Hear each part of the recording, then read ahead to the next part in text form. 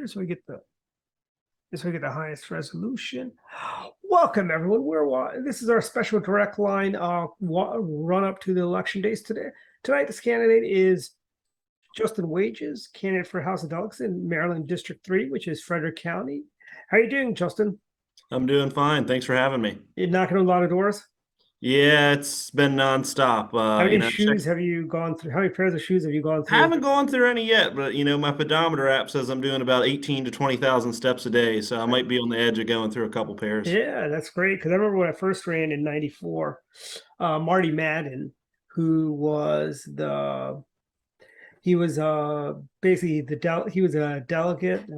He had part of Prince George's County and Anne Arundel County, and I remember at one of the meetings, he goes, "Look, if you don't go through three pairs of shoes, you're not hitting enough doors." Right. And he was showing me how he pulled out these pair of shoes. He goes, "See," and they had a hole the size of a quarter in it.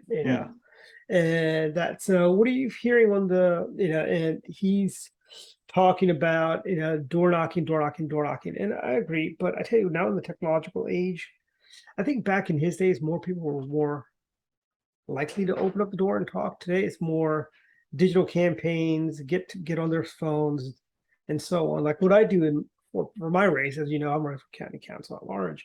I'll just because I know a lot of people say, "Oh, why are you hitting Democrat doors?" Well, I live in Montgomery County. You need to hit the Democrat doors. You can't just hit Republican doors. I'm doing the same thing. This district, you think Frederick County, you think, oh, that's conservative, you'll be fine. But yeah, my district here is centered on Frederick, Ballinger Creek, Urbana, and Spring Ridge. So actually, Urbana, New Montgomery County. yeah, the registration's not really in my favor. There's twice as many Democrats as Republicans, and there's more independents than Republicans. So Wow.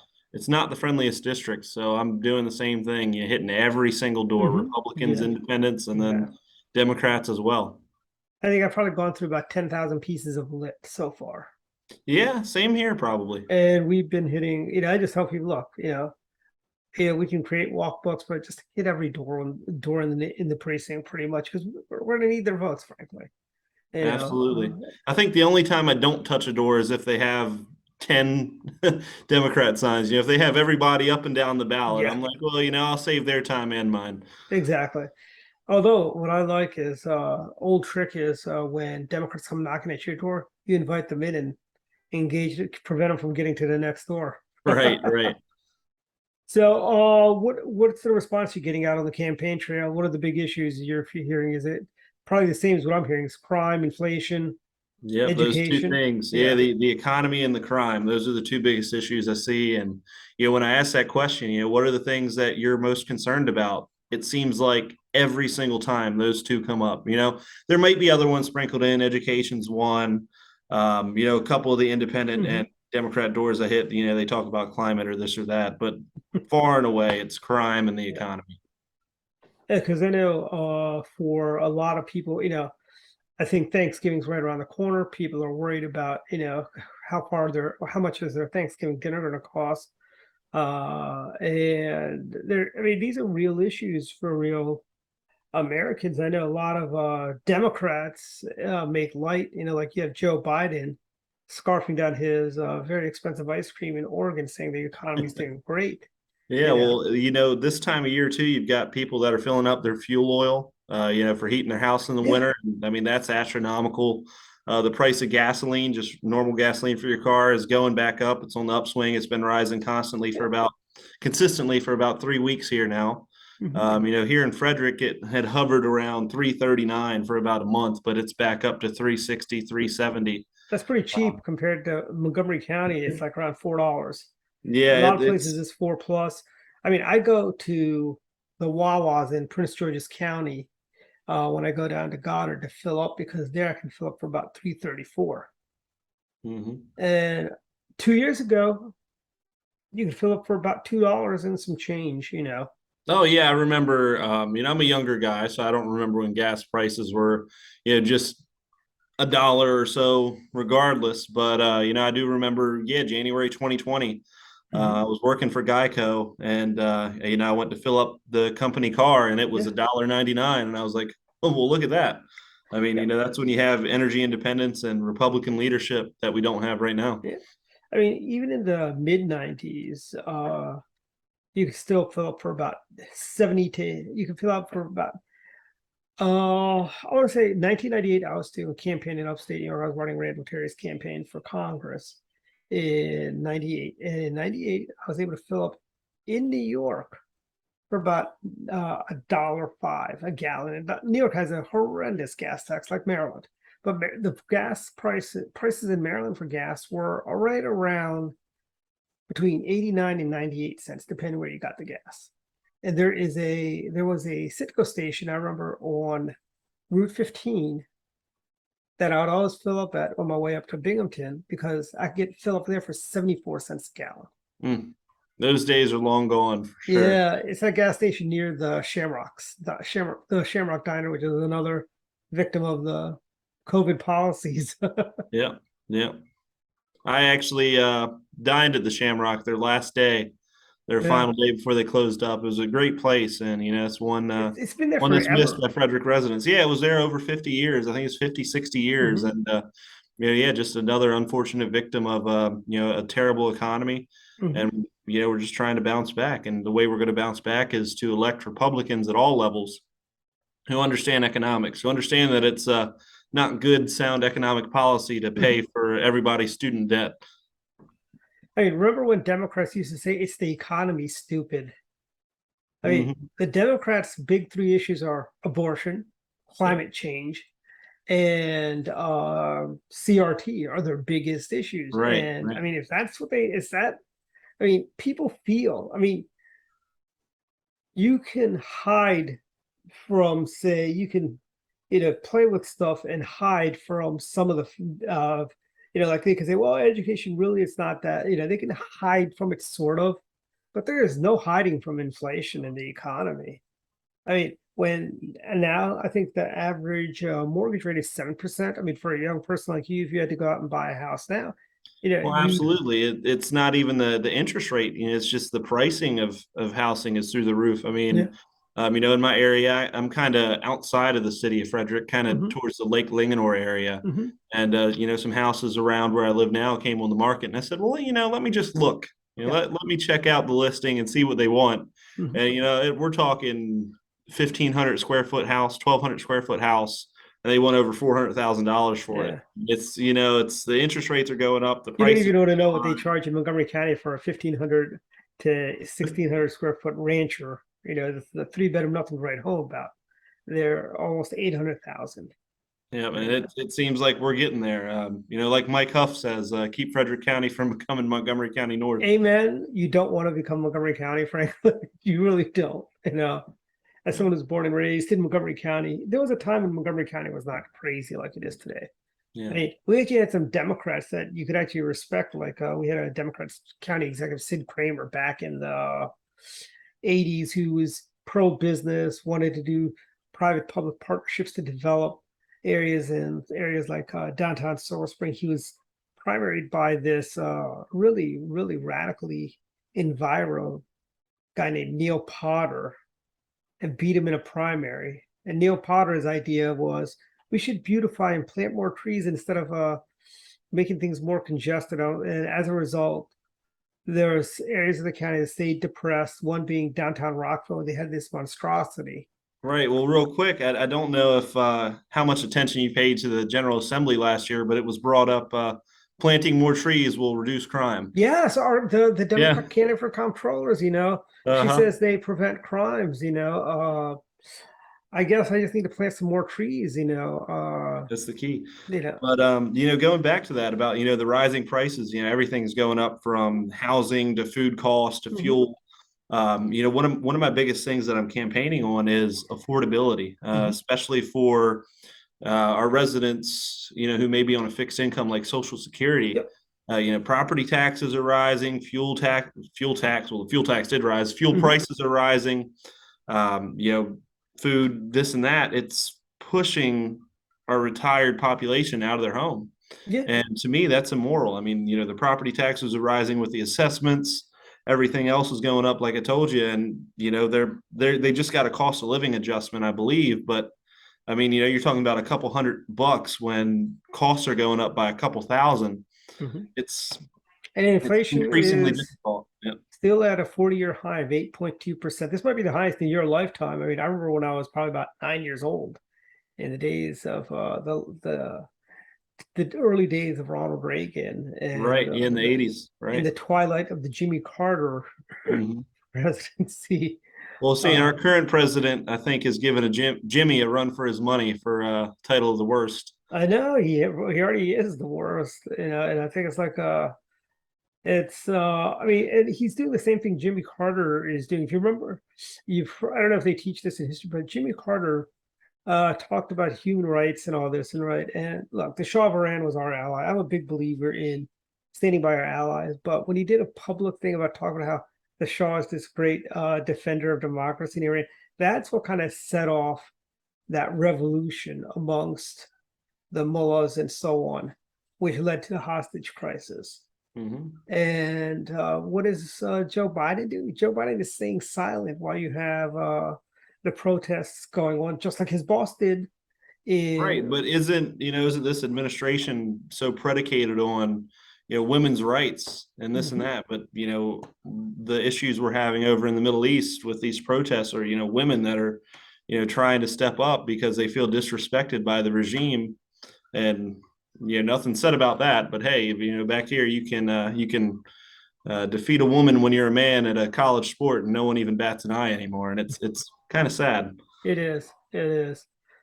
So tell me, your opponent. Got three Uh, of them. yes. Yeah, And are there two? Do you have two other Republicans running with so you? we have one other Republican running with me. Okay. This is now newly a three-member district with the new Hmm. maps that were put through. It used to be a subdivided 3A, 3B. We're Okay. kind of consolidated now. Like I had said earlier, Frederick, Spring Ridge, Urbana, Ballinger Creek. The only incumbent is Ken Kerr. He's a Hmm. one-term incumbent, but I kind of don't even look at him as an incumbent, maybe Hmm. half of an incumbent, I say, because he was in the subdivided 3B, which no Uh, longer exists. yeah. And he may have represented about 20% of the current Hmm. district as it stands going into this election. So he really doesn't have the name recognition of a true incumbent in this race. The other two, Chris Fair, he has decent name recognition for some things in the community. And then Karen Simpson, she actually ran in 2018 down in District 31B, I believe. Hmm. And I think that is Delegate Chisholm's seat. She lost in the general election there and moved up here afterwards, and somehow got through third out of seven in the primary. So it's really interesting to look at their stable of candidates, and there's weaknesses in each one of them, and I think that's something we can really exploit. I know that it's stacked against us with the registration deficit and the fact that we have two candidates and not a full field of three. But I Hmm. really think that we can make some gains here. It's definitely a red year. Yeah. That's going to attribute a lot, I mean, this especially is yeah, this is the compared to year. 2018. 2018 was a blue year. It was Hmm. the protest against Trump, and we're going to, Hmm. send this blue wave and Yeah. sweep all these Democrats into office. Well, this isn't a regular year. This is kind of a complete 180 from that. Yeah. I mean, this is the year if we can pick up 7 new delegates, add 7 to our we can actually basically we can actually do more in the state house. Yeah, And it's we're tantalizingly close, and I've spoken to mhm, leadership. I've spoken to Delegate Buckle and some others in the House Republican caucus, and mhm, we're energized. We're trying to make these gains where we can make them, and right here in Frederick County, we are the westernmost mhm, district here in District 3 that has a Democrat in it. And it's right now all three seats that were between 3A and 3B are held by Democrats. So if we can even pick one of these seats up, it'll be amazing, mhm, just to kind of turn the tide real quick. The Frederick County delegation is almost doubling in size because before we only had District 3 and District 4. Now District 2 comes across and steals the north half of the county, Thurmont, Emmitsburg, mhm, all that. And then District 5 from Carroll County has all of Mount Airy. So now the delegates and senators from District 2 and District 5 are going to be a part of the Frederick County delegation. So we're going to grow from 8 members to 15. And, if we can hold those seats that we should definitely be able to hold, we may be able if we steal a seat here in my race, to have a 12-3 Republican advantage on the Frederick County delegation, where right now it's 4-4. So that's a huge thing. And Justin, tell us, you're a young guy. What inspired you to run for office? I mean, you could be doing 100 things that are probably more fun than running for office. No, this is fun. I'm enjoying it. I'm having the time of That my is life. true. I've always enjoyed I mean running that. for No, office. sincerely. It's nothing like it's I almost kind of liken it to like an individual sport like racing. Yeah.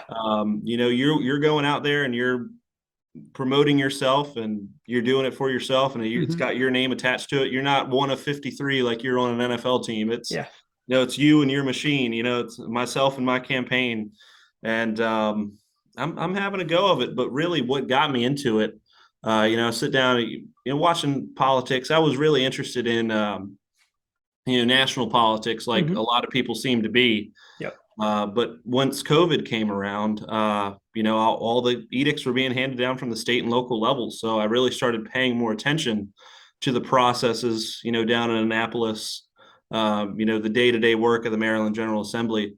So it got me interested. And, the longer I waited in the election cycle, I noticed that we didn't have any Republican candidates stepping up.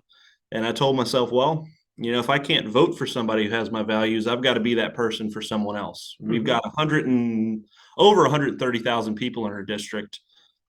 And, if I hadn't stepped up, people just like me may not have had anybody to vote for.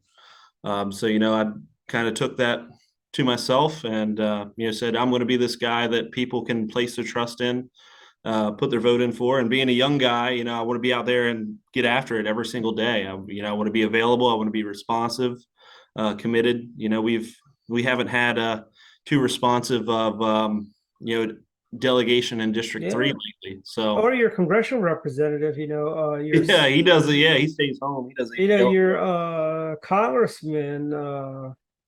He even doesn't even have his offices open. They're shut down. He lives in Potomac and can't even make it to DC to vote 25% of the time. So, and that's only it's not even that far of a drive, and don't Democrats like mass transit? You can take the subway, Yeah, there we go.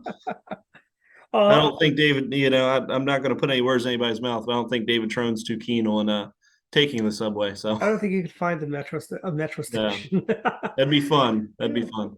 So, Justin, let's play the hypothetical game. You've been elected delegate. What would be your top couple of legislative priorities that you'd want to do once you get to Annapolis? Absolutely. Well, first and foremost, like I had mentioned before, is just that issue of affordability for our citizens here. And we've had a massive surplus on our budget for a couple of years now. That money, needs to be returned to the citizens. And maybe, I'm not advocating for cutting everybody a check, but, tax cuts, being able to give people money back through, and that's we have so many taxes that pick which ones you want to cut. Exactly. Tax cuts the fastest way of putting money back in people's pockets, frankly. Absolutely. During the pandemic, when they were talking about giving money to everyone and sending everyone to that, why don't we just do a suspension of the FICA and state taxes? Do a holiday for that. That'll put more money in everyone's pockets right away. Suspend the payroll tax. Yeah, and it's not as inflationary. Yep. You go here and you cut everybody a check for $2,000. That's just instant money that wasn't there before, and go and spend it, and it's just you're seeing the effects of that every day that goes on. With all the checks that were cut across the country. But just affordability is huge. It affects everybody. I was talking earlier about a retired population, living on Social Security, but then you even brought up my generation. It's difficult for somebody of my age, a fresh college graduate. I just graduated University of Maryland College Park this May. Go Terps. Yeah, absolutely. It's hard for somebody like me to sit here and look at this climate and say, hey, I want to start a family. I want to, buy a house, build a house, buy a car. Yeah. Well, I was a car salesman for 3 years. So yeah, I've seen what this economy has done to that. Obviously you had the chip shortage and everything, but the chip production has rebounded, but I go back past the old dealership I used to sell cars at, and they still don't have any inventory. They're Yeah. selling cars that they promised 8, 10, 12 months ago. Yeah. People signed for these cars 12 months ago, and they're finally getting them in. And the second they come in, they come pick up their car. I mean, so there's still no inventory. Yeah, I mean, I eventually canceled. I did a pre-order of the Hummer EV SUV, right? Right. And they delayed it. Then they delayed it, and they said, and then they raised the price. It was like about 80 some thousand, and that's still a lot for a car. But I'm not going to pay over 100 grand, because 100 grand is like 100 grand. You can buy a house in some parts of this country, some parts of Maryland. Yeah, yeah. I bet 100 grand, I could buy a nice home in Cumberland. Oh, absolutely. But when it comes to other priorities, just like I'm hearing at the doors, crime is really an issue, and we have it's tough in Maryland. We have state's attorneys, like Marilyn Mosby, that don't prosecute for serious offenses, and I don't like using this phrase, but we kind of have to tie the hands of these prosecutors and make them actually prosecute for these violent crimes. And I think increasing the penalties, looking at everything that comes out of Annapolis generally is anti-Second Amendment, but it's still not a felony to steal a handgun. Yeah. That just makes no sense. It's kind of like protecting the criminals while taking those law-abiding gun owners for granted. And I know you guys have a great sheriff, and Sheriff Jenkins in Frederick County, who does all the right things. And then you have 16 years speaks for itself. He's got for 16 years. Violent crime has been on a downtrend for the last 8.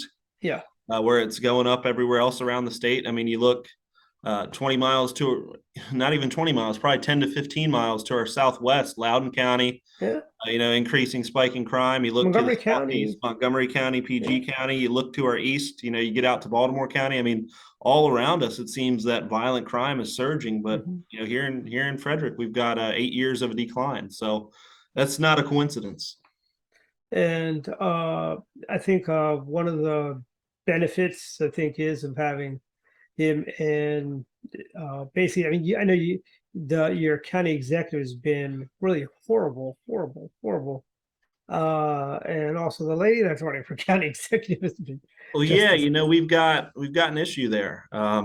Say Chuck Jenkins is reelected for his 5th term as sheriff. If Jessica Fitzwater wins the county executive race, she's already been on the record saying that she is for establishing a county police department that's similar to a lot of counties in Maryland, Montgomery, Shorters, Howard County, that have their own police forces that answer to the county executive, and that just adds another level. Sheriff is a constitutional office. Yep. If the citizens don't like what the sheriff is doing, they can replace them every 4 years. Obviously they can replace a county executive every 4 years as well, but it's not that direct correlation. It's not that direct relationship that a sheriff has to the constituents as if a county police chief would have. Yeah. Look, in our county, Montgomery County, we have a sheriff's department. The sheriff's department is basically been relegated to a process servers. They serve, if you sue somebody, they'll go and serve somebody with papers and all that. That is not the job of the sheriff's department. Absolutely not. That's something for a paralegal to do. The prosecutor's office or something like that. And one of the other stuff, we're getting close to the end of the program, so why don't you give us, just spend the next couple minutes talking about yourself, where people can go and learn more about you, where people can donate some more money to you, because I tell you, as one who's run campaigns and have run for office, that is paramount. Yes, I know we're really good. I know a lot of Republicans are really good. They can make $1 work like $3, right? But you still need fiscal conservatism. We practice it every day, huh? Exactly. But just born and raised in Frederick. I've been here my whole entire life. I grew up here. My family's here. I really have a connection to doing what's right for my area and being able to represent my area. I'm not a transplant, somebody who doesn't really, have a connection to the area. I want to be able to represent Frederick County, make Frederick County a better place to live, and make Maryland a better place to live. But, like I said about the state delegation growing, we'll have more power, be able to bring, a little bit more resources back here to Frederick County. You graduated from Governor Thomas Johnson High School, Frederick Community College. I am a community college graduate. That's a great stepping stone. We're talking about all these student loans and all this forgiveness. I was lucky to get through my 4-year degree with very minimal borrowing, a very manageable loan that I'll be able to take care of myself because I went to community college. And that's a great step. And I think that, we really should be promoting community college. There's kind of a stigma around it. Kids that go straight from high school to University of Maryland or go out to a dream school in California or, somewhere up in the Northeast, these elite schools. They get saddled with debt. Somebody like me, I go to community college, I get what I need and head off to Maryland for my final 2 years and, graduated there. Like I said earlier, it was really a great program.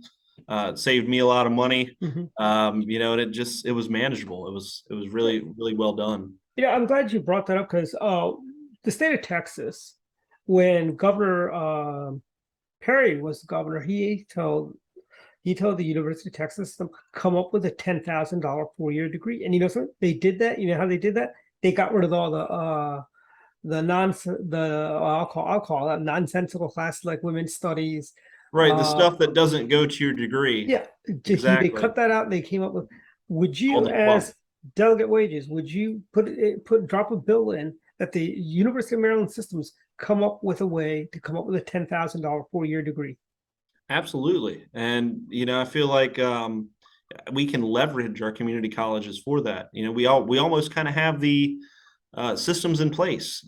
What I used was it was called MTAP. It was the Maryland Transfer Acceptance Program, I believe. As long as you had a 3.0 GPA at community college, which isn't that tough to obtain, you had guaranteed acceptance into any state university here in Maryland. And we have 12 of them. You've got University of Maryland, you got Frostburg, Salisbury, UMBC. There's plenty of options that will fit any kind of need. Towson, yeah. But it's not a tough thing. We've got plenty of affordable higher education options. It just seems like people want to go off to their dream school and party for 4 years. Well, hey, if you actually want to do it in a sensible way, you can do it, and you can do it here in Maryland. Yeah. And also, the other thing I think, which is also underlooked, and I think, and as a candidate myself for county council in Montgomery County, I've been bringing this up is, we should not, we should also tell people, hey, trade school is also an option. I was going to say that. Yeah, I was absolutely going to say that. Trade school is always an option. You don't need to go to a 4-year college. I mean, I've got a very good friend of mine. He he's got almost I want to say it's a $10 million HVAC business. And he went from college. He went to Montgomery County, believe it or not, used to have a vocational school called the Edison Center.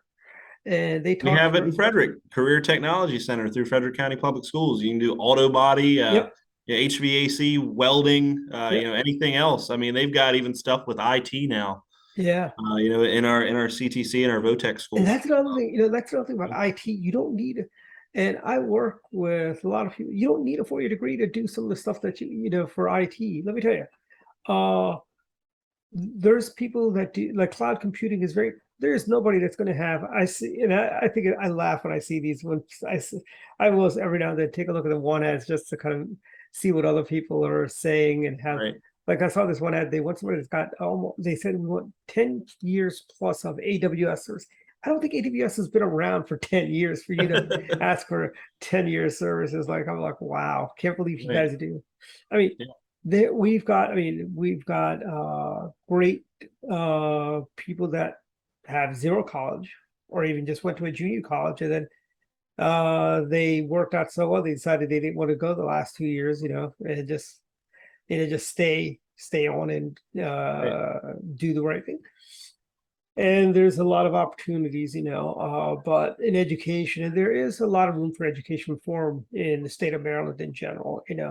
I think one of the things we should look at, and this is just my 2 cents, editorializing, but I think we should look at putting in systems where, how Europeans do this. And let's say if you're a freshman and you don't want to go to college, why don't we start putting you towards learning HVAC, plumbing, masonry, carpentry, because those are in high demands. It is hard to find a good carpenter these Absolutely. days. Well, you see all the houses they're building up here in Frederick County, so they're going to need someone to build Yeah. And let me them. tell you, I've seen some of those houses being going up. I would not, some of them look so shoddily done. Right, right. But yeah, I know we're running short on time, so I'll give you Yeah. guys the information. Justin Wages, running for Maryland State Delegate here in District 3. I'm on all the social medias. You can find me on Facebook, Instagram, Twitter. Handle is Elect Wages. And then also my website is www.wagesfordelegate.com, and that's FOR, not the number. So wagesfordelegate.com. And, emails justin@wagesfordelegate.com. Made that really simple and easy. So, anybody watching out there, if you have any concerns or anything you'd like to talk to me about, my inbox is always open. Feel free to get in touch with me anywhere, whether it's on Facebook or Instagram or directly through my email. I think I even have somewhere that you can contact me on my website directly. But yeah, you talk about the money issue.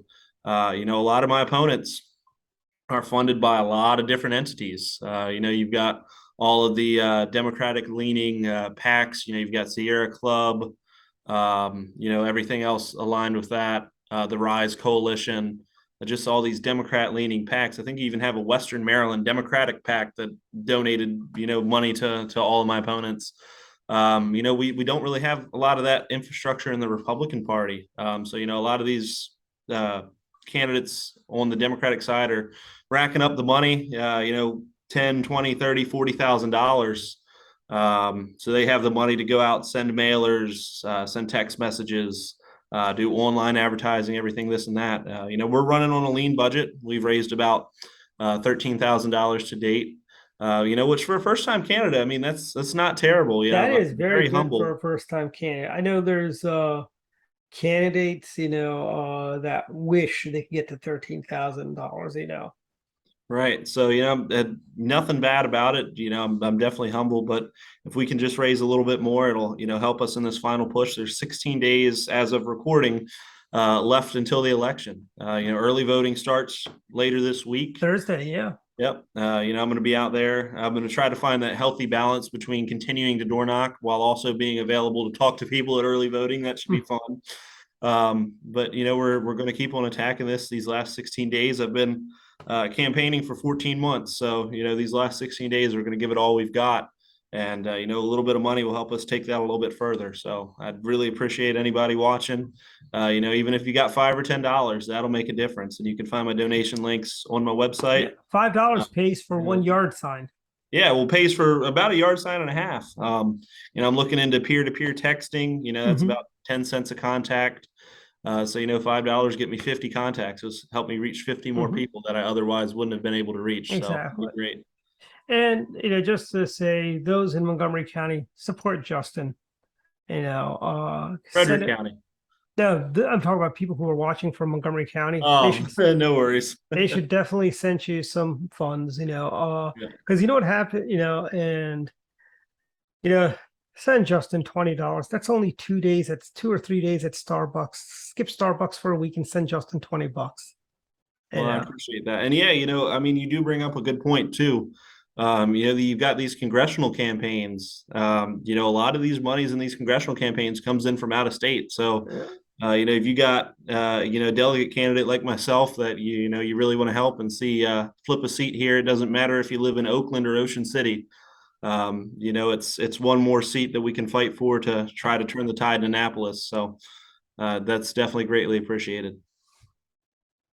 Thank you very much, Justin, and thank you for being on tonight. And good luck with your campaign. And we'll see you we'll see you at the victory party. Absolutely. Hopefully, next time I see you, I'll introduce myself as Delegate Wages. That's right. Take care. Good night, everyone.